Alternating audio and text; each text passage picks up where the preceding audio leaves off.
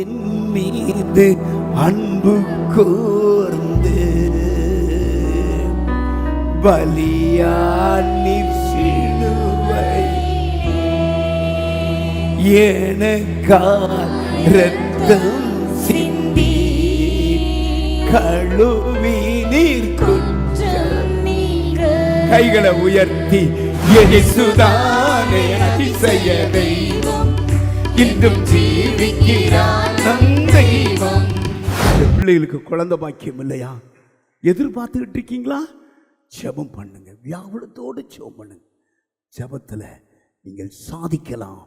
கெச்சமேனே சாதித்த இடம். கைகளை மனிதன் மனம் திரும்பணும்னா கெச்சமேனே தோட்டத்துக்கு வா. இயேசுவோடு கூட பரிசுத்தமாய் வாழணும்னா கெச்சமேனே தோட்டத்துக்கு வா. சத்துருவினுடைய கிரிகள் அழிக்கப்படணும்னா கெச்சமேனே தோட்டத்துக்கு வா.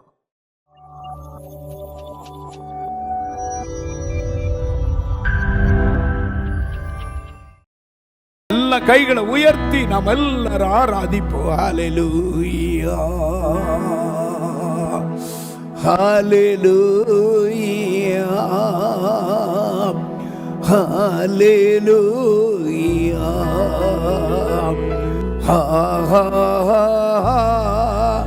ஹல்லேலூயா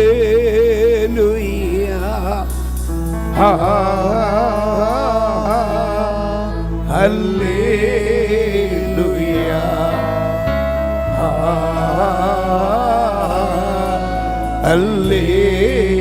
ஹல்லேலூயா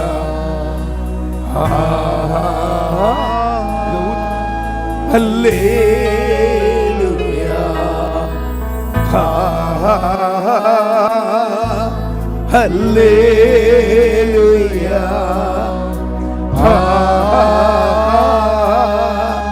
ஹல்லேலூயா ஹல்லேலூயா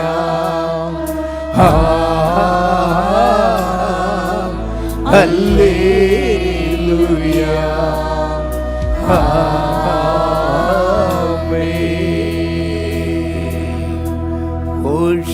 ஹோசன்னா ஹோசன்னா உன்னதத்தில் ஹோசன்னா ஹோசன்னா ஹோசன்னா உன்னதத்தில் ஹோசன்னா. உம்மை உயர்த்திடுவோம் துதி நிறைவுடன். கர்த்தரே நீர் உயர்த்திடுவீர். ஓஷன்னா ராஜ ராஜனே மகிமை மகிமை மகிமை ராஜ ராஜனே. உம்மை உயர்த்திடுவோம் துதி நிறைவுடன். கர்த்தரே நீர் உயர்த்திடுவீர். மகிமை ராஜ ராஜனே. ஓ ரபலபா சந்தன மௌதர தரபல ரபலரபா ஓ ரலரபா சந்தர மௌதர பௌன மௌரியா ரிந்தன மௌதல தலபரபா ஹந்தர். எல்லாரும் அந்நிய பாஷை கொஞ்ச நேரம் பேசுங்க. ரிபல ரகதரபா சக்கரமண மரபலரபலரபா. வாங்க ஆவியானவரே, தேற்றரவாளனாகிய ஆவியானவரே, நீர் வருக வருக வருக. நான் சொல்ல சொல்ல எல்லாரும் வருக வருகன்னு சொல்லுங்க. உயிர்ப்பிக்கிற ஆவியானவரே, ஜெயம் தருகிற ஆவியானவரே, சபாவி தருகிற ஆவியானவரே, பரிசுத்தம் தருகிற ஆவியானவரே, ஓ பாவ மன்னிப்பு நிச்சயத்தை தருகிற ஆவியானவரே, அபிஷேகத்தை தருகிற ஆவியானவரே, ஞானத்தின் ஆவியை தருகிற ஆவியானவரே, உயிர்ப்பிக்கிற ஆவியானவரே, வெள்ளம் போல சத்துரு வரும்பொழுது அவனுக்கு விரோதமாய் கொடி ஏற்றுகிற ஆவியானவரே,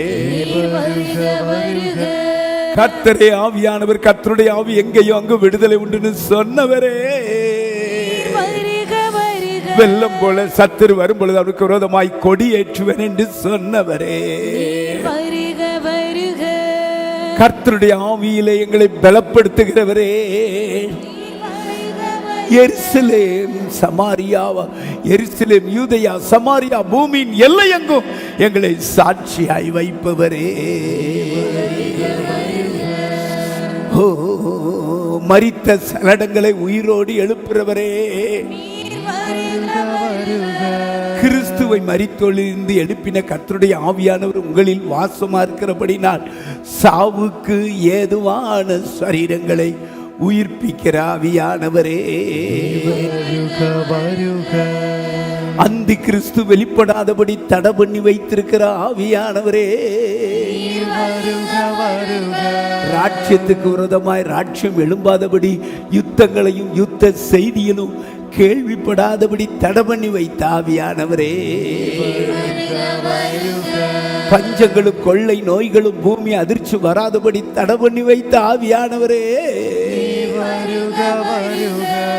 அக்னியால் காற்றால் மழையால பூமிக்கு ஒரு சேதாரம் வராதபடி தடை பண்ணி வைத்த ஆவியானவரே.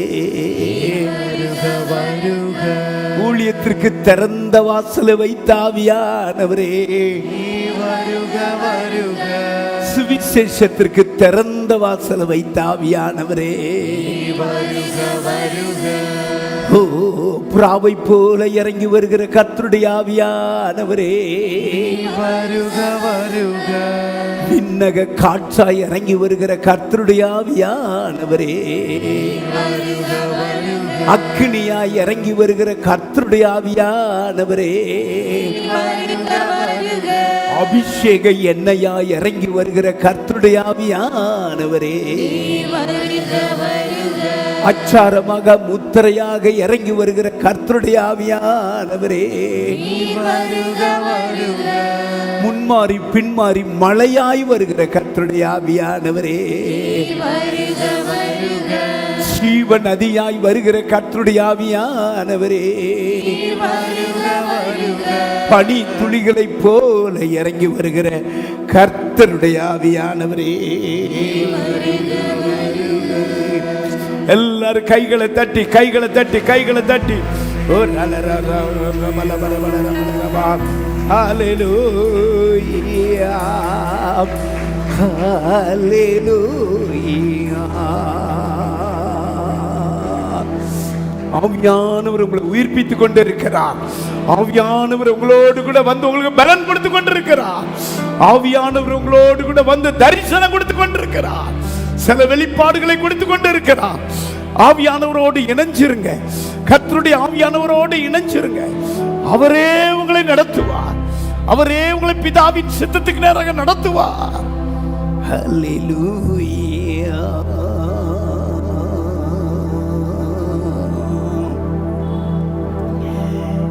என் மீது அன்பு கூர்ந்து பலியானி சிலுவை எனக்காய் இரத்தம் சிந்தி கழுவி நீர் குற்றம் நீங்க. கைகளை உயர்த்தி என் மீது அன்பு கூர்ந்து பலியானி சிலுவையிலே எனக்காய் இரத்தம் சிந்தி கழுவி நீர் குற்றம் நீங்க பிரித்தெடுத்தீ பிறகு முன்னால் உமக்கென்று வாழ்ந்திட பிரித்தெடுத்தீ பிறகு முன்னால் உமக்கென்று வாழ்ந்திட ஆராதனை உமக்கே அனுதினமும் உமக்கே. கைகளை உயர்த்தி எங்கள் ஆராதனை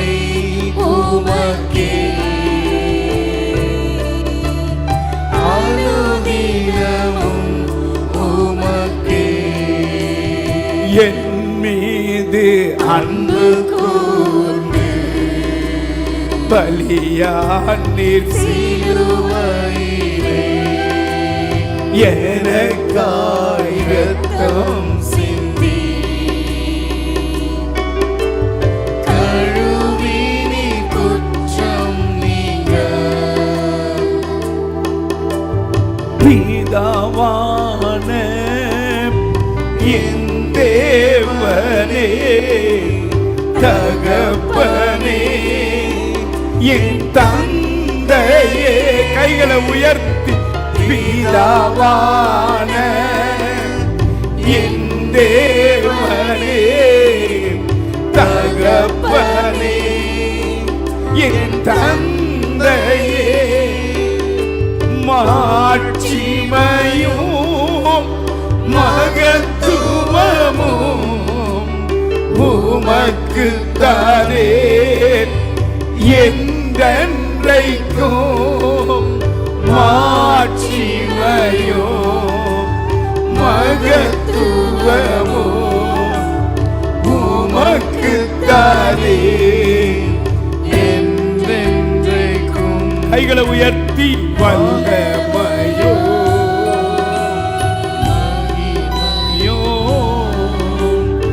தகப்பனே உமக்கு தானே வல்லமையோ மகிமையோ தகப்பனே உமக்கு தானே என் மீது அன்பு கூர்ந்து பலியானீர் சிலுவையிலே எனக்காய் இரத்தம் சிந்தி கழுவினி குற்றம் நீங்க. எல்லாரும் கைகளை உயர்த்தி ஊரலரபா சாந்தன மௌதர தூரியா கரபலரபலரபா ஊரபலரபா சாந்தனமா நேர் அந்நிய பாஷை பேசி ஆண்டுடைய மகத்துவங்களை விவரித்து சொல்லுங்க. ஊரலரபா சாந்தன மௌரபா ஊ ஹல்லேலூயா ஊரலரபா சாந்தனா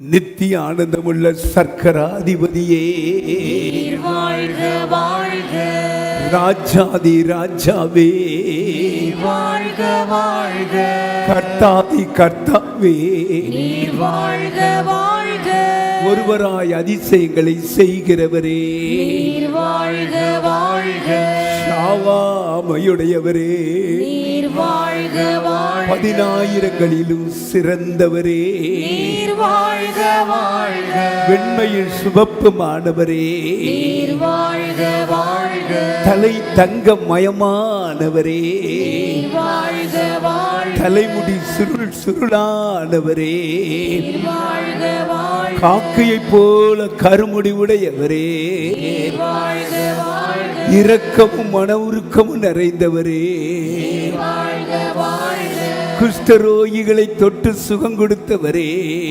வாழ்க வாழ்க குருடர் செவிடர் சப்பானிகளை நடக்கச் செய்த ஆவியானவரே வாழ்க வாழ்க 12 வருடம் 18 வருடம் 38 வருடம் வியாதிகளை சுகமாக்கின இயேசுவே வாழ்க வாழ்க யெகோவா நிசியே வாழ்க வாழ்க எங்களுக்கு ஜெயம் தருகிற தகப்பனே வாழ்க வாழ்க ஓ யெகோவா ஈரே வாழ்க வாழ்க எல்லாம் பார்த்து கொள்ளுகிற தெய்வமே வாழ்க வாழ்க யெகோவா ராஃபா வாழ்க வாழ்க எங்களுக்கு சுகம் தருகிற தெய்வமே வாழ்க வாழ்க யெகோவா ஷம்மா வாழ்க எங்க கூட இருக்கிற தெய்வமே வாழ்க யெகோவா ஷாலோ எங்களுக்கு சமாதானம் தருகிற தெய்வமே வாழ்க வாழ்க யெகோவா சிக்கேனு எங்களுக்கு நீதி செய்கிற தகப்பனே, யெகோவா ஓசேனு, எங்களை உருவாக்குற தெய்வமே, யெகோவா மெக்காதேஸ், எங்களை பரிசுத்தமாக்குற தெய்வமே, யெகோவா ஏலோகே, எங்கு நிறைந்த தெய்வமே. எல்லாரும் கைகளை தட்டி கட்டு உடையுது, கட்டு உடையுது. ஒரு பின்மாற்றத்தின் ஆவி அறுக்கப்படுகிறது, ஒரு பொல்லாத செய்வன் ஆவி அழிக்கப்படுகிறது. சரீரத்தில் பலவிதமான பிரஷர் சுகரை கொடுக்கிற ஆவி அழிக்கப்படுகிறது. தேவனை உயர்த்துற நீங்க பாக்கியவான். என் நாமத்தை பிரஸ்தாபப்படுத்தும் எந்த ஸ்தானத்திலும் உன்னிடத்தில் வந்து உன்னை ஆசீர்வதிப்பே. ஆண்டவர் வருகிற நேரம் கை தட்டுங்க. ஆண்டவர் உன்கிட்ட வருகிற நேரம், உன் வியாதியை உன்னை விட்டு நீக்கிற நேரம், உன் துன்ப துயர கவலை கசப்பு மாறுகிற நேரம், கடன் வியாகுலம் மாறுகிற நேரம், வெக்கம் அவமானம் உன்னை விட்டு விலகிற நேரம், நிந்தை விலகிற நேரம். நிந்தையை புரட்டி போட்டுக் கொண்டிருக்கிறார். தேவ தூதர்கள் இறங்கி இருக்கிறாங்க.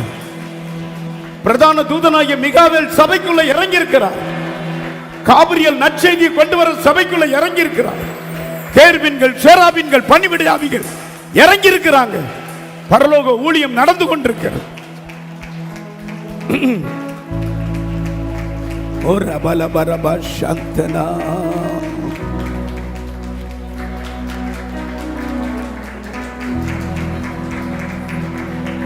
தொடுகிறத உணருங்க, தொடுகிறத உணருங்க. ஆண்டவர் தொடுகிறவர், ஆண்டவர் தொடுகிறவர். குருடனின் கண்களை தொட்டார், குஷ்டரோகியை தொட்டார், பேதுரு மாமி சுரமா இருக்கிற பொழுது குனிஞ்சு தொட்டார்.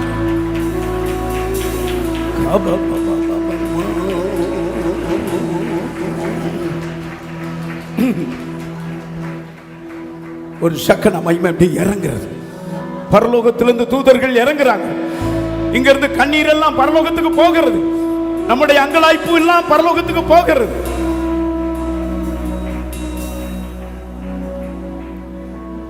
விபரீதங்களை சகித்த இயேசு முன்னால நிற்கிறார். உனக்காகவே கசப்பு கலந்த காடியை குடிச்ச இயேசு முன்னால நிற்கிறார். நீ உனக்கு கசப்பு இல்லை. ரெண்டு கைகளை உயர்த்தி உம்மை உயர்த்தி உயர்த்தி உள்ளம் மகிழுதையா, உம்மை நோக்கி பார்த்து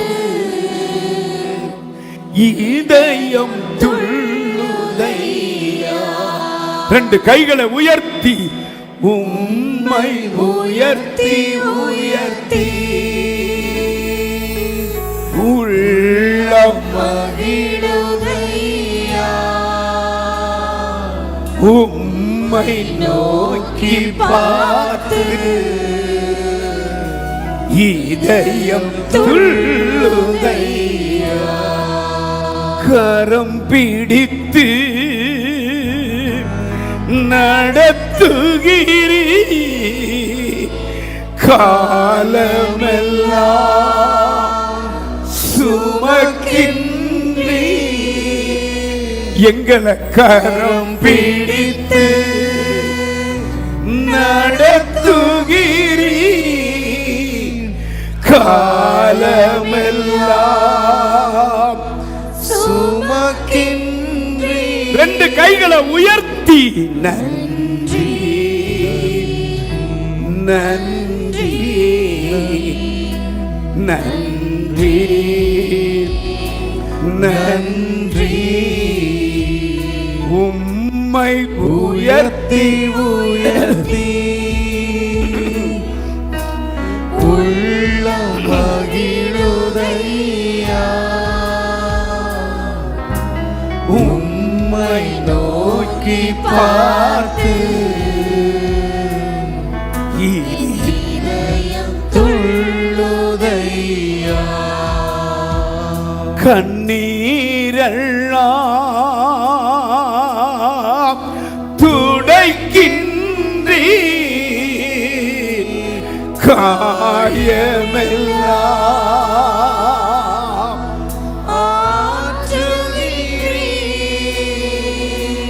உங்க கண்ணீரெல்லாம்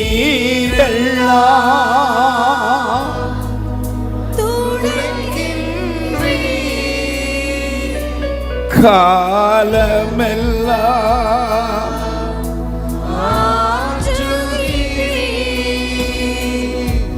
நன்றி நன்றி நன்றி நன்றி நன்றி. எல்லாரும் கைகளை தட்டி கர்த்தரை மகிமைப்படுத்துவோம். நன்றி ஆண்டவரே, நன்றி. எங்க கண்ணீரை துடைச்சீரே, நன்றி. காலமெல்லாம் எங்களை காத்தீரே, நன்றி. ஓ ஹல்லேலூயா. தீங்குக்கு மறைத்தீரே, நன்றி. மரணத்துக்கு மறைச்சீரே, நன்றி. வியாதிகளுக்கு மறைச்சீரே, நன்றி நன்றி நன்றி. ஹல்லேலூயா. ஆண்டவர் நமக்கு நன்மை செய்திருக்கிறார். அவர் நன்மை செய்கிறவராய் சுற்றி திரிந்த இயேசு உங்களுக்கு நன்மை செய்திருக்கிறார். இவ்வளவு நேர்த்தியாக ஆசீர்வாதமாக இருக்கிறதுக்கு காரணம் உங்க பலன் அல்ல, உங்க திறமையும் அல்ல, கர்த்தர் உங்க மேல வைத்த பிரியம், கர்த்தர் உங்க மேல வச்ச இரக்கம். ஹல்லேலூயா ஹல்லேலூயா. ஒரு பழைய பாடல் ஒன்று பாடுறேன் தம்பி. வைலட் ஆரோன், அருமையான கர்த்தருடைய மகள். அந்த காலத்தில் வைலட் ஆரோன் பாடல் ரொம்ப ஆசீர்வாதமான பாடல். இயேசுதானே அதிசய தெய்வம், இன்றும் ஜீவிக்கிறார் நம் தெய்வம். பக்கத்தில் பாச்சு. அதிசயமான ஒரு தெய்வம் உண்டா? அவர் இயேசுதான். ஹல்லேலூயா. மனுஷனுக்கு அதிசயம் நடக்கணும், இயேசுவால தான் நடக்கும். ஓ ஹல்லேலூயா. தம்பி போடு. 1 2 3.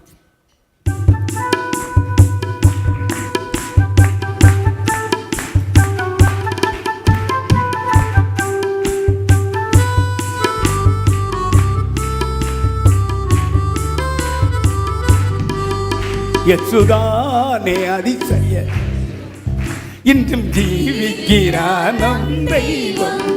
இயேசுதானே அதிசய தெய்வம், இன்றும் ஜீவிக்கிறார் நம் தெய்வம்.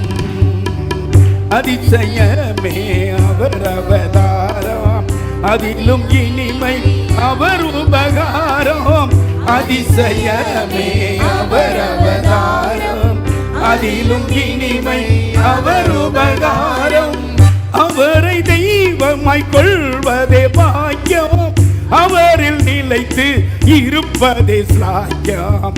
அவரை தெய்வமாய் கொள்வதே பாக்கியம், அவரில் நிலைத்து இருப்பதே சாக்கியம்.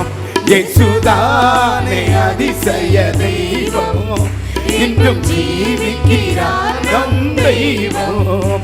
இயேசுதானே அதிசய தெய்வம், என்றும் ஜீவிக்கிறார் நம் தெய்வம். நல்லா கை தட்டுங்க.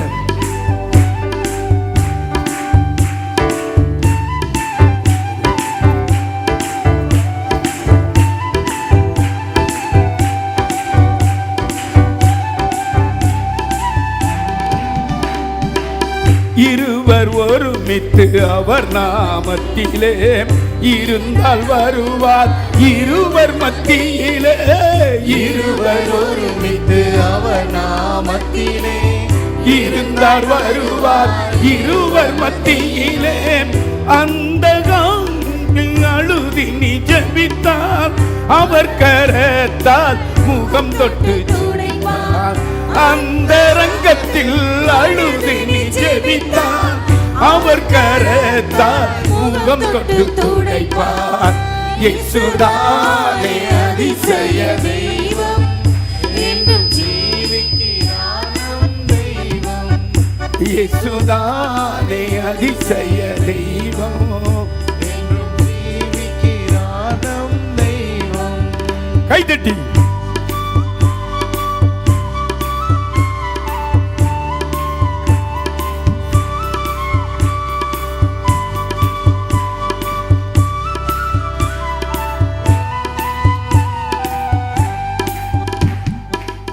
மனிதன் மறுபிறப்படைவதவசியம், மரித்த இயேசுவால் அடையும் ரகசியம்.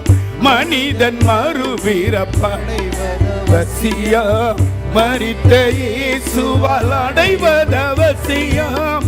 மறையும் முன்னே மகிமனை தேடு, இறைவனோடு பரலோகம் சேரு.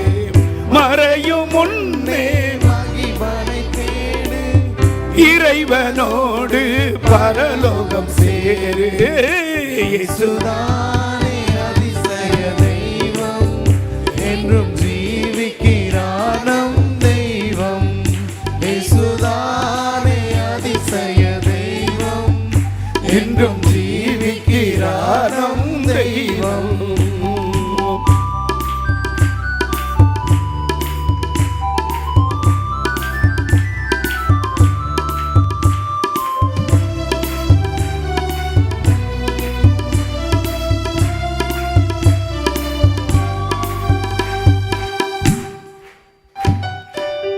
ஆவியினால் அறிந்திடும் தெய்வம், பாவிகளை நேசிக்கும் தெய்வம். ஆவியினால் அறிந்திடும் தெய்வம், பாவிகளை நேசிக்கும் தெய்வம். ஆவியோடு உண்மையாய் தொழுதால் தேவ சாயலாய் மாறி நீ மகிழ்வாய். ஆவியோடு உண்மையை தொழுதால் தேவ சாயலாய் மாறி நீ மகிழ்வாய். இயேசுதானே அதிசய தெய்வம், என்றும் ஜீவிக்கிறார் நம் தெய்வம். இயேசுதானே அதிசய தெய்வம், என்றும் ஜீவிக்கிறார் நம் தெய்வம். இயேசுதானே அதிசய தெய்வம், என்றும் ஜீவிக்கிறார் நம் தெய்வம். இயேசுதானே அதிசய தெய்வம், என்றும் ஜீவிக்கிறார் நம் மறுபடி சொல்லுங்க. இயேசுதானே அதிசய தெய்வம், என்றும் ஜீவிக்கிறார் நம் தெய்வம். இயேசுதானே அதிசய தெய்வம், என்றும் ஜீவிக்கிறார் நம் தெய்வம். அதிசயமே அவர் அவதாரம், அதிலும் இனிமை அவர் உபகாரம். அதிசயமே அவர் அவதாரம், அதிலும் இனிமை அவர் உபகாரம். அவரை தெய்வமாய் கொள்வதே பாக்கியம், அவரில் நிலைத்து இருப்பதே சாக்கியம். அவரை தெய்வமாய் கொள்வதே பாக்கியம், அவரில் நிலைத்து இருப்பதே சாக்கியம். இயேசுதானே அதிசய தெய்வம், என்றும் ஜீவிக்கிறார் நம் தெய்வம். இயேசுதானே அதிசய தெய்வம், என்றும் ஜீவிக்கிறார் நம் தெய்வம். அல்லேலூயா.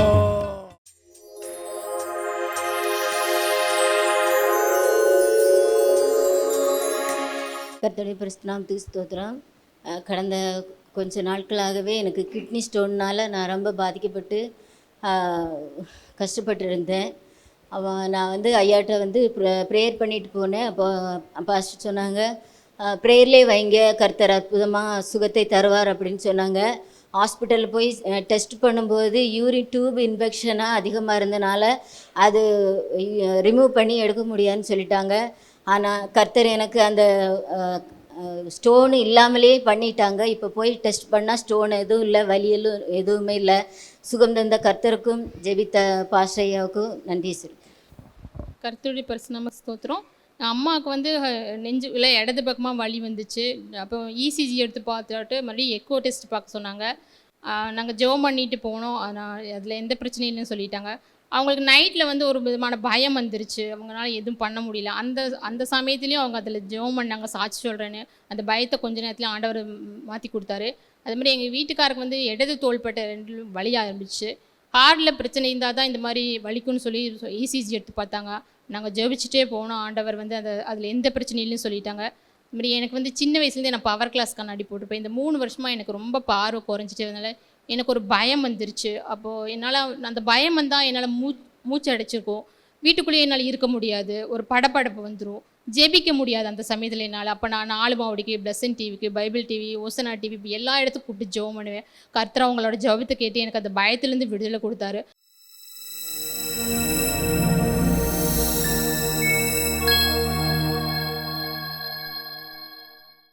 மத்தேயு எழுதின புஸ்தகத்தை எடுத்துக்கொள். 26வது அதிகாரம் 34, 35, 36 இந்த 3 வசனத்தை நான் வாசிக்க கேட்டேன். இயேசு அவனை நோக்கி, இந்த ராத்திரியிலே சேவல் கூவுகிறதற்கு முன்னே, நீ என்னை 3 தரம் மறுதலிப்பாய் என்று மெய்யாகவே உனக்கு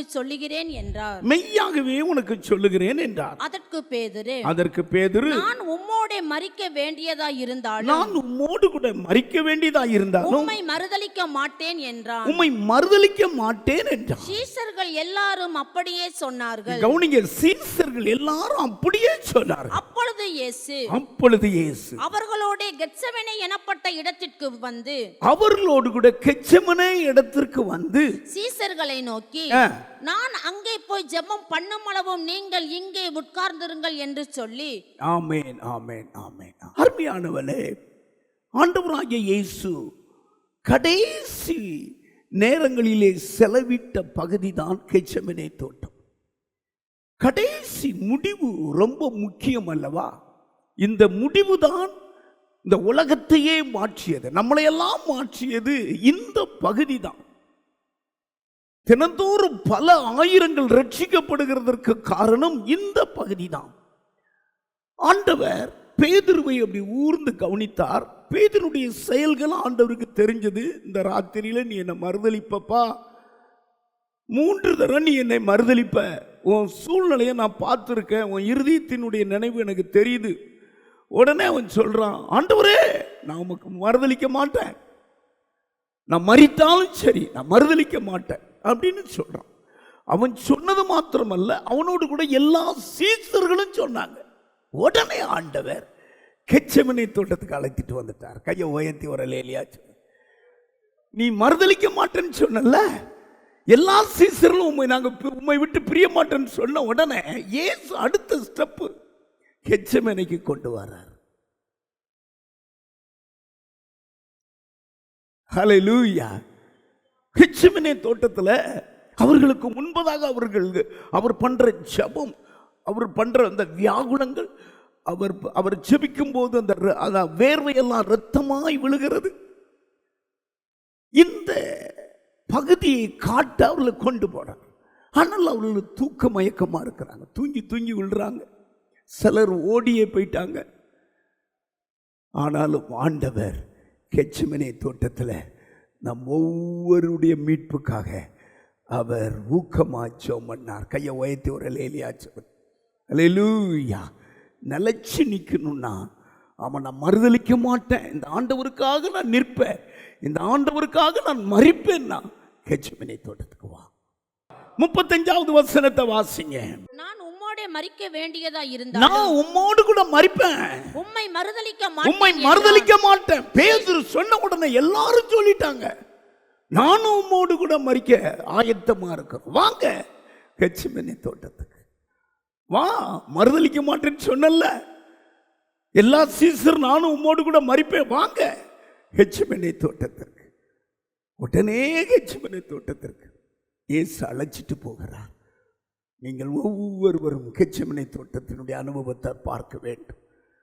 ஒவ்வொரு அனுபவமும் நம்முடைய சூழ்நிலை அப்படியே மாற்றிவிடும். கைகளை உயர்த்தி ஒரு மனிதன் மனம் திரும்பணும்னா கெத்செமனே தோட்டத்துக்கு வா. இயேசுவோடு கூட பரிசுத்தமாய் வாழணும்னா கெத்செமனே தோட்டத்துக்கு வா. சத்துருவினுடைய கிரிகள் அழிக்கப்படணும்னா கெத்செமனே தோட்டத்துக்கு வா. கெத்செமனே என்றால் என்ன? அது ஒலிவ மரம் நிறைந்த ஒரு இடம். அதில் தான் ஒலிவ எண்ணெய் ஆட்டக்கூடிய ஆலை இருந்தது. எண்ணெய் ஆட்டும் செக் அப்படின்னு பிராக்கெட்ல எழுதியிருக்கிறது. எருசலேமில் இருந்து 1/2 கிலோமீட்டர் அப்படி பார்த்தா எருசலேமை பார்க்கலாமா? பாருங்க, அந்த இடத்துல தான் ஒலிவ மரங்கள் எல்லாம் இருக்கிற இடத்துல ஆண்டவராகிய இயேசு கடைசி நேரத்தை செலவிட்டார்.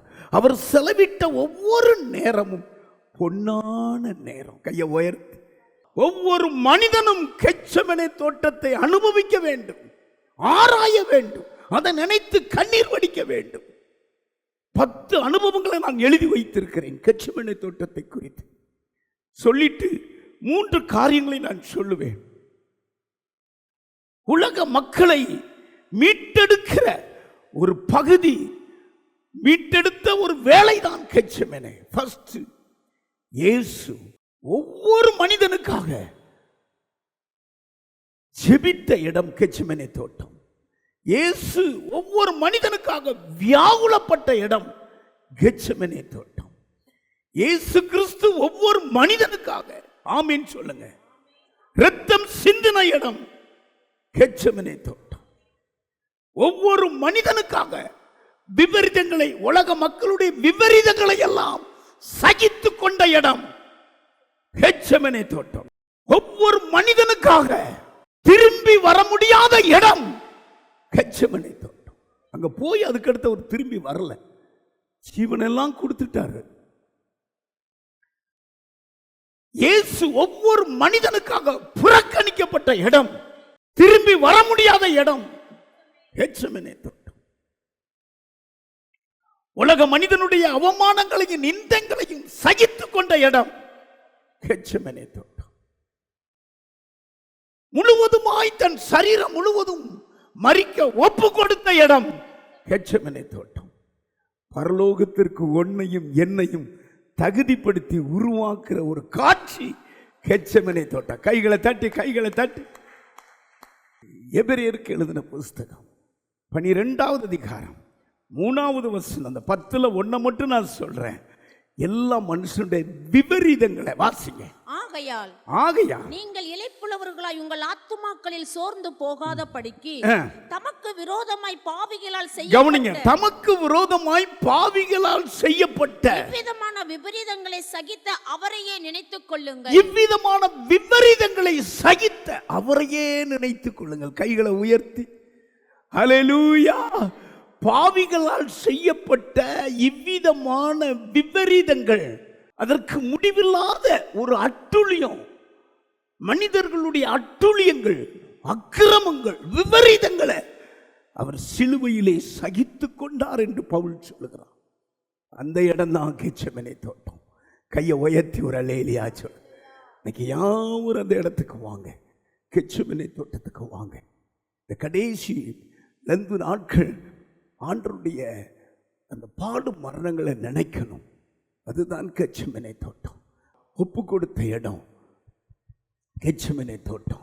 வசனம் சொல்லுகிறது, அப்பொழுது இயேசு அவர்களோட கெத்செமனே என மறுதலிக்க மாட்டேன் என்று சொன்னையே, உம்மோடு கூட மரிக்க நாங்கள் நிற்கிறோம் என்று சொன்னீங்களே, வாங்க கெத்செமனே, கெத்செமனே தோட்டத்துக்கு வாங்க என்று அழைக்கிறார். நாம் ஒவ்வொருவரையும் இயேசு இந்த காலவளையில அந்த அனுபவத்துக்குள்ளே கொண்டு போகிறார். முதலாவது கெத்செமனே தோட்டத்தினுடைய அனுபவம் என்ன? இயேசு மிகவும் வியாகுலப்பட்டு அதிக ஊக்கத்தோடு செபித்த இடம் கெத்செமனே தோட்டம். லூக்கா எழுதின புஸ்தகம் 22வது அதிகாரம் 44வது வசனத்தை நான் வாசிக்க கேட்போம். அவர் மிகவும் வியாகுலப்பட்டு அதிக ஊக்கத்தோடு ஜெபம் பண்ணினார். கவனிங்க, வியாகுலம் எல்லா மனிதனுடைய விபரீதங்கள், பாவிகளால் ஏற்பட்ட, அக்கிரமக்காரர்களால் ஏற்பட்ட அந்த நாச மோசம், அதெல்லாம் அவருடைய இருதயத்தை அடைக்க ஆரம்பித்தது. அந்த இடத்துல அவர் ஜெபம் பண்ணார், அதிக ஊக்கத்தோடு ஜெபம் பண்ணார். அருமையான கர்த்தருடைய பிள்ளைகளே, இயேசுவினுடைய ஜெபத்தை பார்த்தீங்களா? என்னைக்காவது உங்க ஜெபம் அப்படி சாதாரணமாய் பட்டும் படாமல் இருக்கு, ஊக்கத்தோடு ஜெபம் பண்ணதை பாருங்க. வியாகுலப்பட்டு, அதாவது அதிக வியாகுலப்பட்டு ஊக்கத்தோடு கெத்செமனே தோட்டத்தில் ஜெபம் பண்ணார். இந்த நாட்கள்ல நீங்க ஒரு ஜெப வீரராக இருக்கணும், ஒரு ஜெபாவி உங்களுக்கு வரணும். ஹல்லேலூயா, ஹல்லேலூயா. ஆமா, ஒரு ஜெபாவி வரணும். ஜெபத்துல விழுந்து கிடக்கணும், அங்கங்க போகக்கூடாது. இந்த நாட்கள் கர்த்தருடைய பாதத்தில் கிடக்கக்கூடிய நாட்கள், ஜெபத்தில் கிடக்கணும். இயேசு கிறிஸ்து சொன்னார், நரிகளுக்கு குழிகளும் ஆகாயத்து பறவைகளுக்கும் கூடுகள் உண்டு. எனக்கோ சொல்லுங்க, தலை சாய்க்க இடம். அவருடைய தலை சாய்க்க இடம் எது தெரிஞ்சு தெரியுமா? கெத்செமனே தோட்டம். கெத்செமனே தோட்டம். ஹல்லேலூயா. அவருக்கு ஒரு பெரிய வீடு இல்லை, பங்களா இல்லை, என்னென்னமோ செஞ்சிருக்கலாம். ஆனால் உங்களை என்னை நினைத்தார். அந்த தோட்டம் தான் எனக்கு தலை சாய்க்கிற இடம்னார். மத்தேயு எழுதின புஸ்தகம் 8:20 அவர் ஏற்கனவே அதை தெரிஞ்சுக்கிட்டார். என்னுடைய வாழ்க்கை இப்படித்தான் இருக்கும். நரிகளுக்கு குழிகள் இருக்கலாம், ஆகாயத்து பறவைகளுக்கு கூடுகள் இருக்கலாம், ஆனால் மனுஷகுமாரன் எனக்கு அந்த ஊக்கமா ஜெபிக்கிற இடம் கெத்செமனே தோட்டம் சொன்னார். அதற்கு இயேசு நரிகளுக்கு குழிகளும் ஆகாயத்து பறவைகளுக்கு கூடுகளும் உண்டு. ஆகாயத்து பறவைகளுக்கு கூடுகளும் மனுஷகுமாரனுக்கோ தலை சாய்க்க இடமில்லை. மனுஷகுமாரனுக்கோ தலை சாய்க்க இடமில்லை. அருமையானவர்களே, அந்த இடத்துல தானே பிசாசுடைய சகல அதிகாரங்களையும், பிசாசுடைய சகல அந்தகாரங்களையும், துரைத்தனத்தின் அதிகாரங்களையும், இப்பிரபஞ்சத்தின் லோகாதிபதியினுடைய திட்டங்களை எல்லாம் நொறுக்கி போட்டு தீ கொளுத்தின இடம் கெத்செமனே தோட்டம். கைகளை உயர்த்தி அல்லேலூயா. உனக்கு விரோதமாக, நமக்கு எதிரடையாகவும், உனக்கு எதிரடையாக கட்டளைகளால் நமக்கு விரோதமாய் உனக்கு விரோதமாய் இருந்த கையெழுத்தை குலைத்து, அது கொலைத்து, அதில் நடுவில் இராதபடிக்கு சிலுவையின் மேல் ஆணி அடித்து துரைத்தனங்களை அதிகாரங்களை உரிந்து கொண்டு வெளியரங்கமான கோலமாக்கி மேல் சிலுவையிலே வெற்றி சிறந்தார். கையை உயர்த்தி அல்லேலூயா சொல்லுங்க.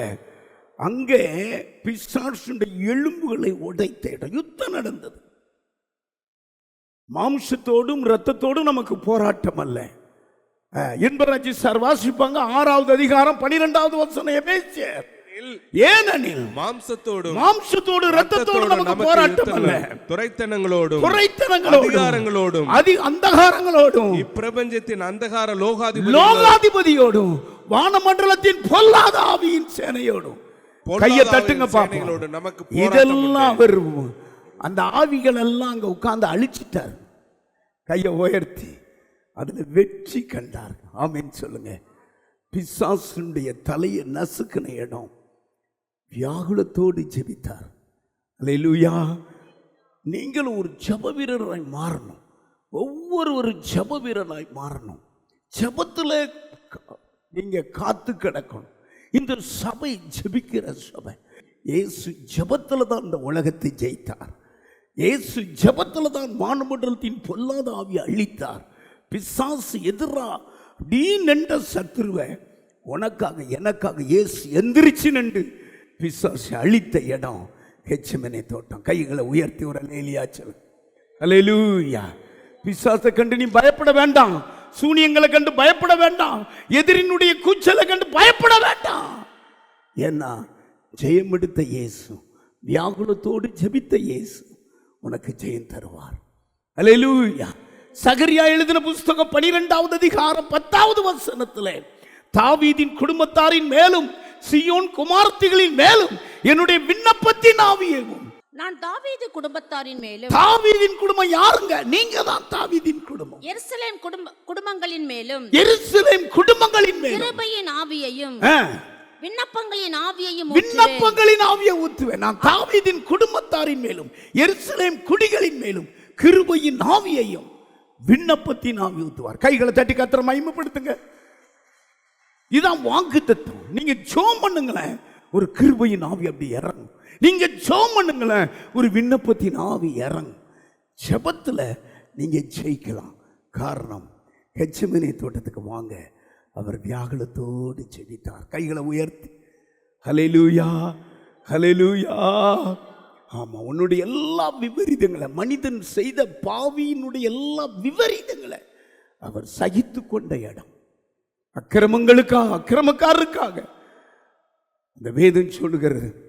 ஏசாயா 53வது அதிகாரம் 12வது வசனத்துல தம்முடைய ஆத்துமாவை மரணத்தில் ஊற்றி, தன் ஆத்துமாவை எப்படி ஜெபம் பண்ணார் பாருங்க. நீங்க எப்படி ஜெபம் பண்றீங்க? ஐயா ஜெபம் இருக்குது, அதுல என்ன ஜெபம் நடக்குயா? என்ன ஜெபம் நடக்கு? ஆனால் இயேசு கிறிஸ்துவின் ஜெபத்தை பாருங்க. கெத்செமனே தோட்டத்துல துக்கப்படவும் வியாகுலப்படவும் மிகுந்த வியாகுலத்தோடு ஜெபம் பண்ணாரு. அதுக்குத்தான் அந்த இடத்துக்கு அழைச்சிட்டு போனார். இப்படி திரும்பி பார்க்குறாங்க, எல்லாம் தூங்குறாங்க. ஊக்கமா மறிக்க போவேன்னு சொன்னவெல்லாம் தூங்குறான். ஆண்டவர் தட்டி சொன்னார், 1 மணி நேரமாவது. ஆமா, மத்தேயு இந்த 26வது அதிகாரம் வீட்டில் போய் படிச்சு பாருங்க. சொல்றார், 1 மணி நேரமாவது விழித்திருக்க வேண்டாமாப்பா. ஆமா, இந்த பகுதி ஜெபாவியை தூண்டுகிற பகுதி, உன்னை ஜெபிக்க வைக்கிற பகுதி. ஹல்லேலூயா. மரணத்தை ஊற்றினார். அருமையானவளே, தன் ஆத்துமாவை மரணத்துல ஊற்றி ஜெபம் பண்ணார். எனக்கு எல்லாரும் மேலே அந்த ஜெபாவி வரும். ஆமேன்னு சொல்லுங்க. நம்முடைய ஆண்டவர் ஜெபத்தை கேட்கிற ஆண்டவர். கைகளை உயர்த்தி ஒரு அல்லேலூயா சொல்லுங்க. உங்க குடும்பம் ஆண்டவருடைய பார்வைக்கு தாவீதின் குடும்பம். ஹல்லேலூயா. உடைய குடும்பம் சீயோன் குடும்பம். தாவீதின் குடும்பத்தாரின் மேல ஒரு கிருபையின் ஆவியை ஊற்றுவார், ஒரு விண்ணப்பத்தின் ஆவியை ஊற்றுவார். தாவீது முழுக்க முழுக்க ஜெபம் பண்ணி தான் வெற்றியை கண்டார். அதனால ஜெபம் இல்லாம வெற்றி இல்லை. கையை உயர்த்தி ஒரு அல்லேலூயா சொல்லுங்க. அல்லேலூயா. ஆமென். அதனால தான் சத்துரு நம்மளை தொட முடியல, பிசாசு தொட முடியல, செய்வனைகள் தொட முடியல. ஆமாம், தற்கொலையின் ஆவிகள் நம்மளை தொட முடியல. காரணம், நம்முடைய இயேசு நமக்கு பாடம் சொல்லி கொடுத்த ஒரு பகுதி ஜெப பகுதி. கைகளை உயர்த்தி எத்தனை பேர் ஜெபம் பண்ணுறீங்க? ஜெபம் பண்ணுறவனை கண்டா பிசாசு நடுங்குவான். ஜெபம் பண்ணுறவனை கண்டா பிசாசு நடுங்குவான். ஜெபம் பண்ணுறவனை கண்டா பில்லி சூனியம் எரிஞ்சு போகும். ஜெபத்தை கூட்டுங்க. ஜெபம் இருக்குதா உங்களுக்கு? ஆமாம், அது கெச்சமேனே தோட்டமா இருக்குதா?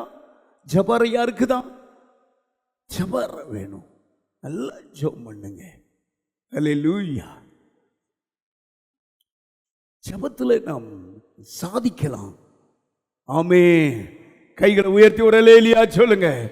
எத்தனை வருஷம் தடையா இருந்தாலும், அற்புதமே நடக்க முடியாத பகுதியா இருந்தாலும், நீங்க ஜெபம் பண்ணுங்க, அற்புதம் நடக்கும். ஆண்டவராகிய இயேசு கிறிஸ்துவினுடைய ஜெபத்தை நீங்க பார்த்தா, எபிரேயருக்கு எழுதின புஸ்தகம் 5வது அதிகாரம் 7வது வசனத்தில், அவர் மாம்சத்தில் இருந்த நாட்களிலே தன் மரணத்தில் இருந்து விடுவிக்கிறவரை நோக்கி, மாம்சத்தில் இருந்த நாட்களில் நல்ல கவனிங்க. நம்ம எதுல இருக்கோம் சொல்லுங்க? நம்மளும் மாம்சத்தில் தான் இருக்கோம், உயிரோடு இருக்கிறோம். ஆனா நமக்கு ஒரு வழிகாட்டி இயேசு கிறிஸ்து தான். அவர் மாம்சத்தில் இருந்த நாட்களிலே தம்மை மரணத்திலிருந்து ரட்சிக்க வல்லவரை நோக்கி, பலத்த சத்தத்தோடு, யாரை நோக்கி? பிதாவை நோக்கி. கைகளை உயர்த்தி பிதாவை நோக்கி தன்னை அனுப்பி இந்த பூமிக்கு, ஆமா, ரட்சகராய் அனுப்பின தன்னுடைய ஒரே பேரான என்ற குமாரனை கூட பார்க்காதபடி அனுப்பி வைத்த அந்த பிதாவை நோக்கி கண்ணீரோடும் வியாகுலத்தோடும் வேதனையோடு ஜெபம் பண்ணார். அதனாலதான் நீங்களும் நானும் ஜெயிச்சிருக்கிறோம். கையை உயர்த்தி அல்லேலூயா. அந்த ஜெபாவி வேணும். அந்த ஜெபாவியோடு கூட தான் நீங்க போங்க. சிம்னாத் என்கிற இடத்துல எல்லாவற்றையும் தாவீது இல்லாத நேரத்தில் அமலேக்கியர்கள் சூறையாடி போயிட்டாங்க. தாவீது வாரார், பட்டணம் எரிஞ்சு கிடக்கு, மனைவி பிள்ளைகள் ஒருவரும் இல்லை. ஆனால் விழுந்து கிடந்தார் ஜெபத்தில். இந்த தண்டை பின்தொடர்வனா? இதை நான் பிடிப்பேனா? இது உமக்கு சித்தம் தானா? ஆண்டவர் சொன்னார், எந்திரி போ, உன் ஜெபத்தை நான் கேட்டேன், எல்லாவற்றையும் மீட்டுக் கொள்வேன்னார். கையை உயர்த்தி மறுபடியும் ஒரு அல்லேலூயா சொல்லுங்க. பெனினாள் அன்னாளை அவள் அற்பமா எண்ணினாள். எஜமாட்டி அற்பமா எண்ணினாள். தன் 10 பிள்ளைகளை பெற்றதனால பெருமை அடைந்து அற்பமா எண்ணினாள். வேதனை, மனம் உடைஞ்சிட்டு எல்கானா புருஷன் தோல்ல கையை போட்டு 10 பிள்ளைகளை பார்க்கல, நான்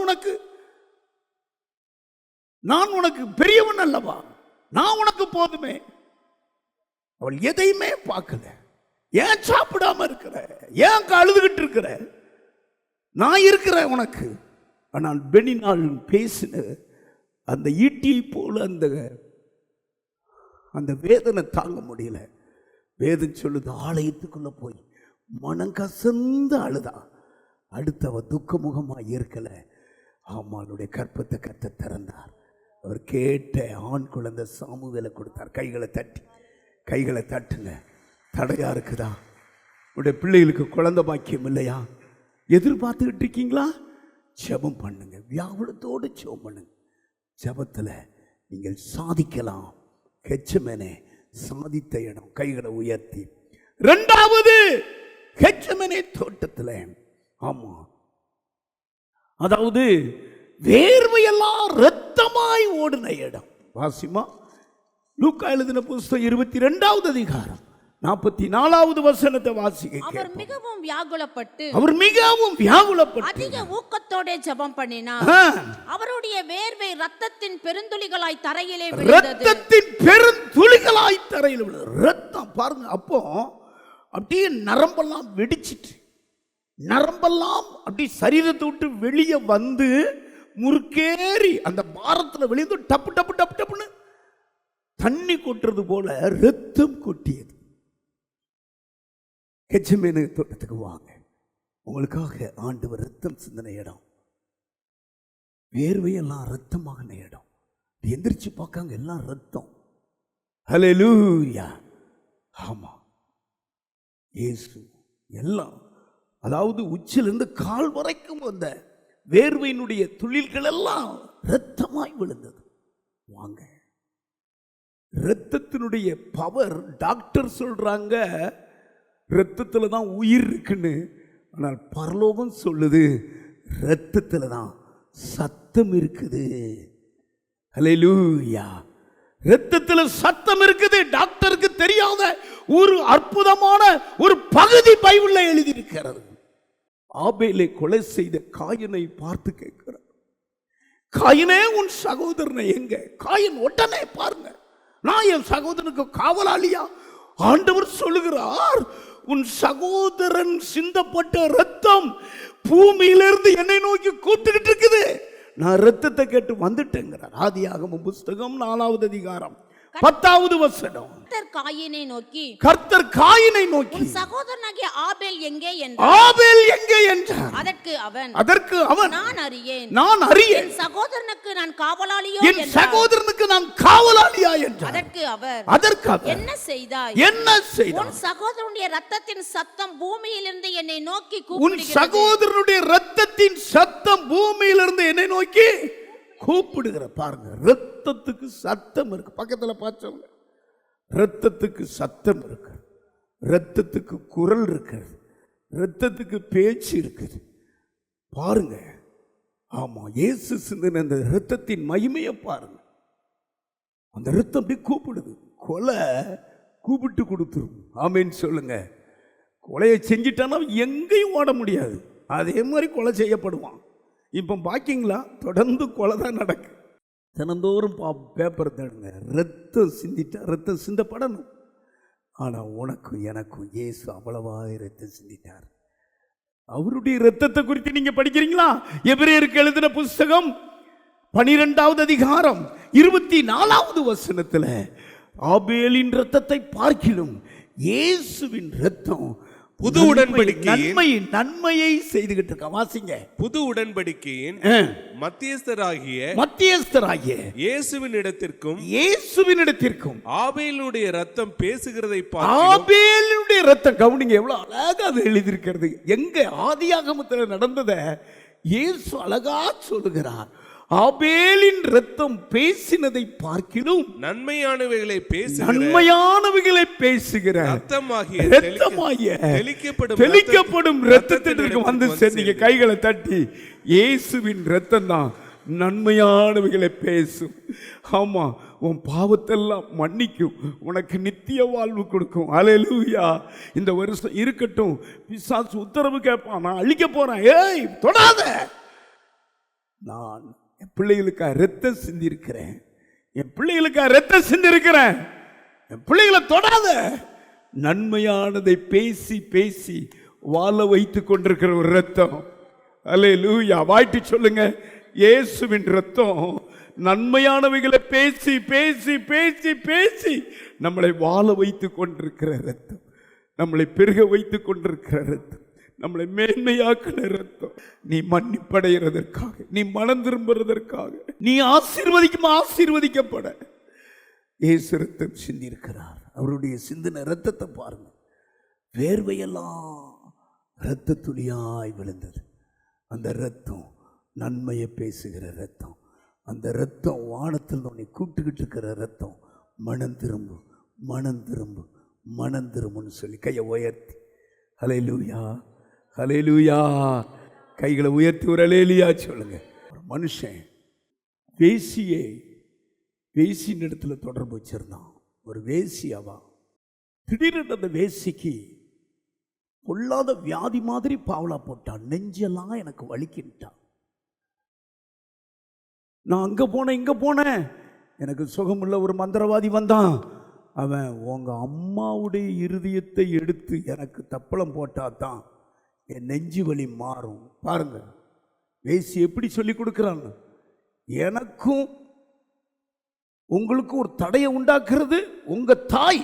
நீர் இன்னைக்கே போய் இருதயத்தை எடுத்துட்டு வந்து தப்பளம் போடும். இந்த மனுஷன் வேசி காப்பாற்று நினைச்சு ஓடி போய் அம்மாவுடைய இருதயத்தை குத்தி எடுத்துட்டு வந்தான். அது அவனுக்கு அதுதான் பெருசா தெரிஞ்சது. வேசியினுடைய வார்த்தை அவளை காப்பாத்துன்னு பெருசா தெரியும்.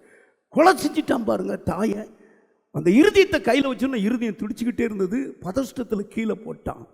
திரும்ப எடுக்கும்போது பேசிச்சான், மகனே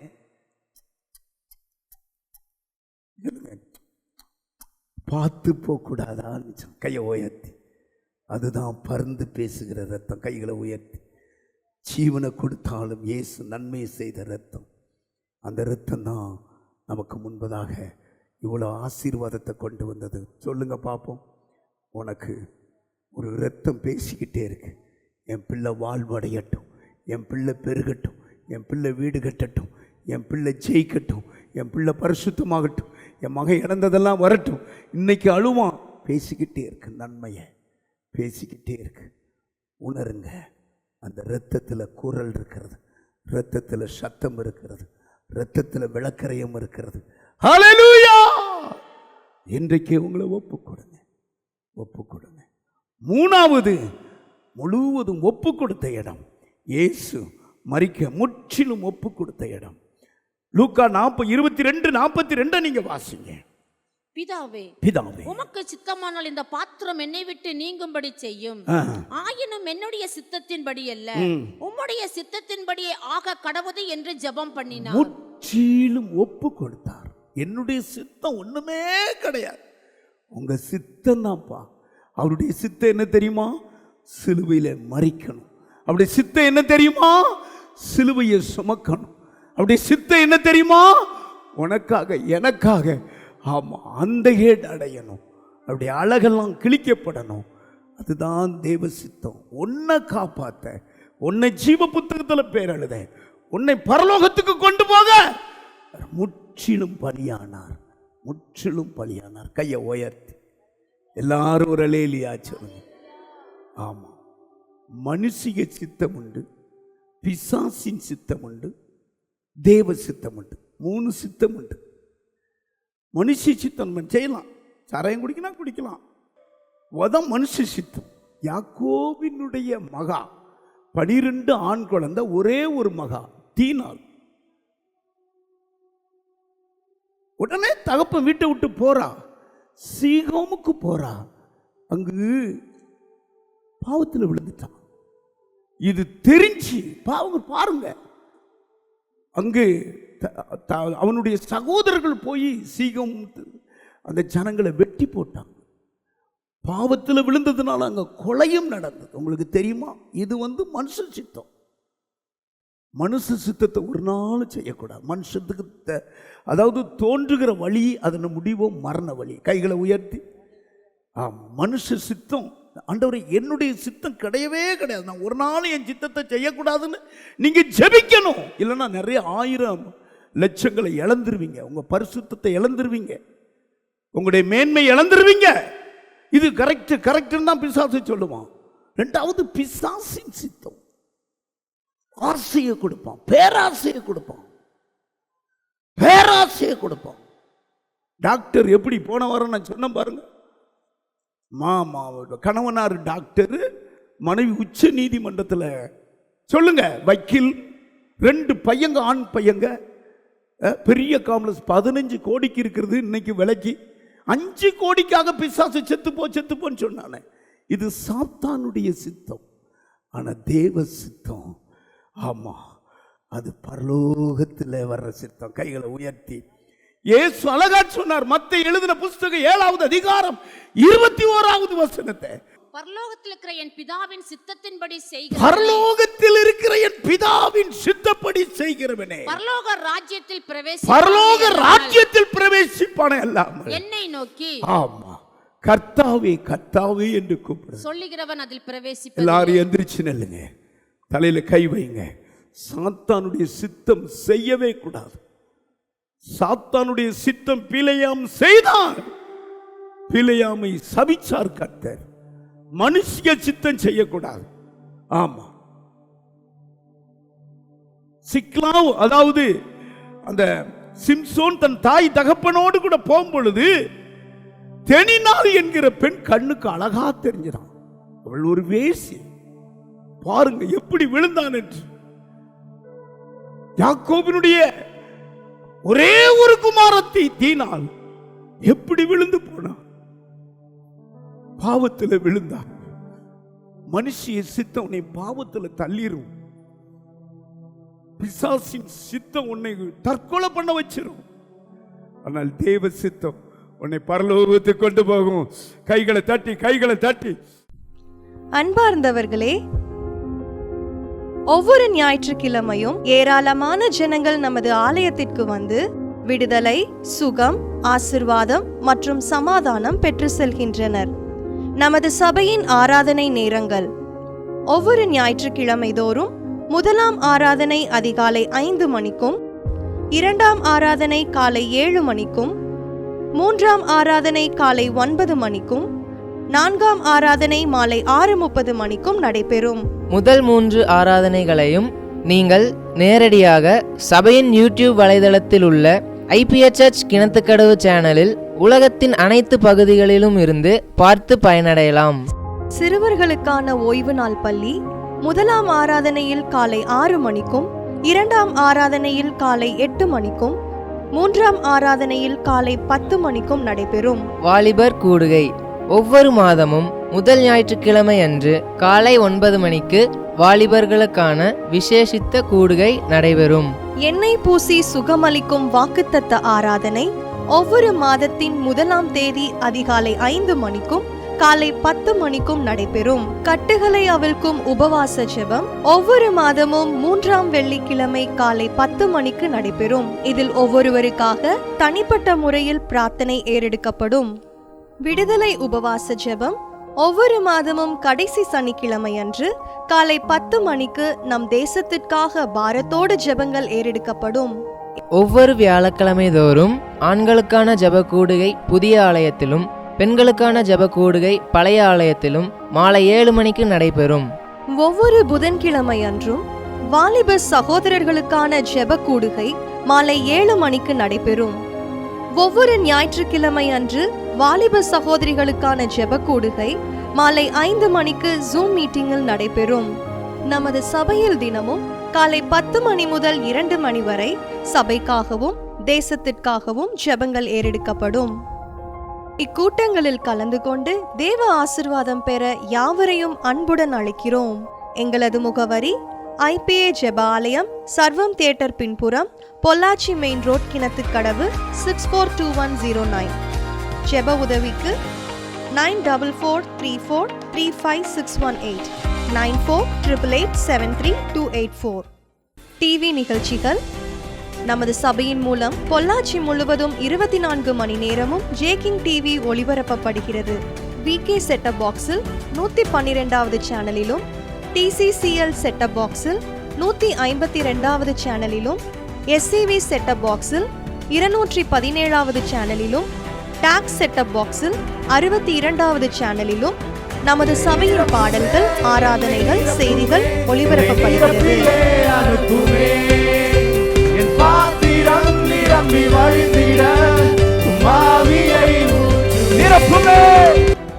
தமிழ்நாடு முழுவதும் பைபிள் டிவியில் தினமும் மாலை 6:30 மணிக்கும், பெனியல் டிவியில் தினமும் காலை 7:30 மணிக்கும் நமது சபையின் நிகழ்ச்சிகள் ஒளிபரப்பப்படுகிறது. இந்த டிவி ஊழியங்களின் மூலம் ஆயிரக்கணக்கான ஜனங்கள் ஆசிர்வதிக்கப்பட ஜெபித்துக் கொள்ளுங்கள்.